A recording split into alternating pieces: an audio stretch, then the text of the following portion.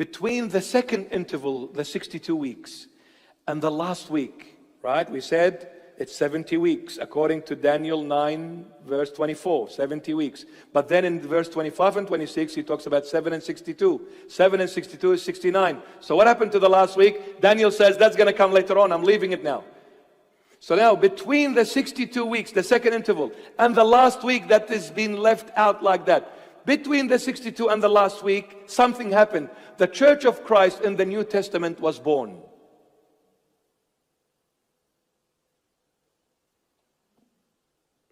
The Church of Christ in the New Testament was born. Between 62 and 1, the Church of Christ was born. From the birth of the church, when was the church born? In Pentecost. What is Pentecost? It's a Greek word for 50.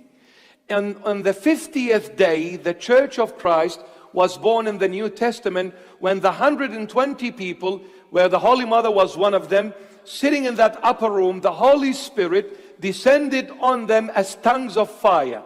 That day is called Pentecost, the 50th day. The 50th day after the resurrection of the Messiah from the dead. Jesus rose from the dead, remained on earth 40 days. And then he went up to heaven after 40 days, remained in heaven 10 days. After the 10 days, the Holy Spirit descended. So 40 days on earth, 10 days in heaven, that's 50. On the 50th day, the Holy Spirit descended on the 120 people in that upper room. That's when the Church of Christ was born. From the 50th day till the second coming of the Messiah, to take his bride, the church of the New Testament, without a blemish, without a stain, perfect as him, to the Father's house.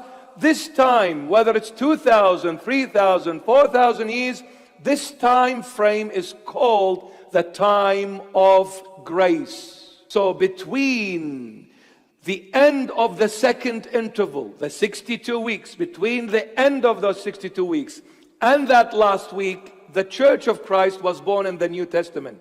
When it was born, the time of grace began.